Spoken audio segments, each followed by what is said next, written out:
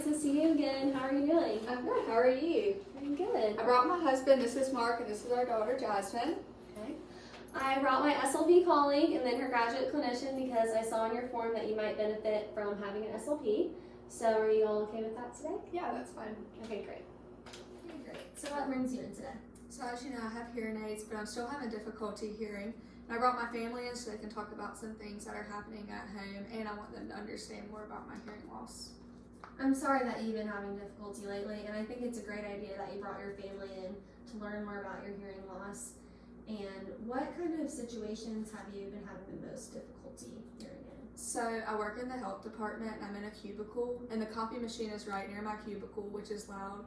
I'm also having to be on face-to-face meetings as well as phone call meetings, and I feel like I'm missing a lot of what they're saying. It can be super embarrassing, and then at church, it's hard for me to hear the pastor, so I'm not understanding the message. But the worst thing is restaurants, especially Cracker Barrel. It's hard to hear everyone, and I feel like I'm not in the conversation. But overall, I just feel like my hearing is bad. And then by the end of the day, I'm so tired and worn out that I just want to be alone and take a break because it's so hard. I can see how that can be really frustrating. Mark and Jasmine, do you have anything you'd like to add about what's been happening at home? Well, she started losing her hearing about 10 years ago. As you know, she got the hearing aids. They sometimes help, sometimes don't know if they help. When we eat dinner, the dishwasher's going. I don't think she really hears us talk. It seems to really throw her off and she doesn't talk at all. When we watch TV, we have to pause it a lot, which is quite annoying sometimes. And then I just feel like her ability to communicate, she just relies on me sometimes when we're talking to other people, you know. It's kind of aggravating. Yes, I agree with my dad. It can be very difficult communicating with my mother. As I've gotten older, we've gotten extremely close, and so I tell her everything. And sometimes I come home from school and want to talk to her, and our conversations can just never flow the way that I would like them to. We also watch a lot of shows together, and like my dad said, we constantly have to pause the TV, and it can get very annoying.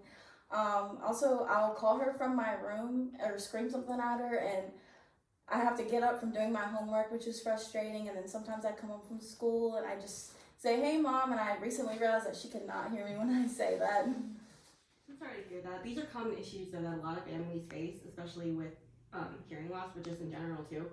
There are lots of strategies that we can teach you to help. My graduate assistant here is actually trying to specialize in that, so I'm going to let her say some of the strategies. Yes, so as Olivia was saying, there are many communication strategies that we can put in place to make your relationships easier and just release some of that stress. So one of them is when you're trying to get attention of your mother, make sure that you get her attention first before you say a question or a statement. This way that she knows that she should be listening to whatever you're about to say. Also, you want to make sure that you're in a well-lit area like we are right now and make sure that there's little to no background noise. This will help her as well. I know that you said that when you get excited, you can talk fast. Make sure that you catch yourself if you can. I know it can be hard, but talking slower will help her process faster. And these are just some of the strategies that we can help you with. So would it be possibly beneficial to you guys if we set up an appointment with another SLP to go over more strategies with you? Yeah, I do. I think that would help our relationship a lot. Yeah, I would definitely be willing to try some new strategies. Okay, definitely that. We can set that up.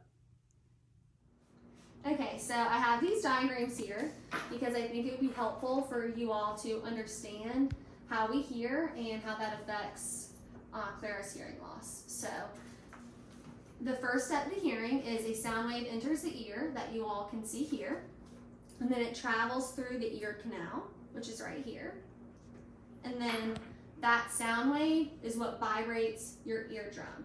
So then the vibration of the eardrum sets the bones in the middle ear into motion. And then those bones interact with the cochlea, and the fluid inside of the cochlea, which is this structure here, when it is displaced by the vibrations of the bones here, it causes the tiny hair cells in the cochlea to move as well. And then those hair cells are connected to the auditory nerve. And then the auditory nerve takes the signals from the hair cells and it transmits them to your brain, and your brain processes sound. So whenever any of the parts of this system have any kind of an issue, then you're most likely going to have a hearing loss. So when you have a conductive hearing loss, it's in your outer or middle ear is where the problem is. But when it's in your inner ear or auditory nerve, it's called a sensory neural loss. So Clara has a sensory neural hearing loss. Does that make sense to everyone? Yes, that does make sense. But I have a question. So I know my mom has a hearing loss, but how severe is it? Okay, that's a great question. So to help visualize her hearing loss, I have this printout of her audiogram from a recent appointment. So an audiogram is a diagram that can explain that it really just shows the softest level that a person can hear a sound at a variety of different frequencies. So all of these are different frequencies here in the 125 hertz and things like that, and then these are decibels. So this is your mom's audiogram here. So she can hear sounds that are below these markings. And just to give you a visual, people who have normal hearing, their diagram would be up around this red line here. So that goes to show you that it's a significant loss. It's a moderately to severe loss. Also in your brochure, we have the familiar sounds audiogram. We like to call this our speech banana. And this should give you some perspective on what sounds you can and cannot hear with and without your hearing aids. As you can see, without hearing aids, your hearing level would be about here. So you wouldn't be able to hear the majority of your speech sounds. Even with hearing aids, some of these sounds can be you might not be able to hear. So that's something to take into consideration when you're talking, that hearing aids don't perfect hearing. It does make it better though. Wow, I had no idea. So do you think that you might want to get a hearing aid that has a little bit more features that might help you perceive speech and noise a little bit better? I would really like to keep my hearing aid now unless I have to change. Okay, that's completely understandable. One of the things we can do that does not involve changing your hearing aid is adding an assistive listening device that may actually be able to connect directly to your hearing aid. So an example of one of these devices is an FM system, which we have right here. So how this works, just a quick run through, is that the speaker that you are talking to, they can wear it around their neck, or you can put it on a table if you're at a meeting or at a restaurant, and it will pick up the sound and connect directly to your hearing aid so that you're avoiding hearing some of the background noise. So this is just one of the options. There's a lot of different devices, like there's also caption phones and caption TVs that you're able to read directly what is being said off of the screen.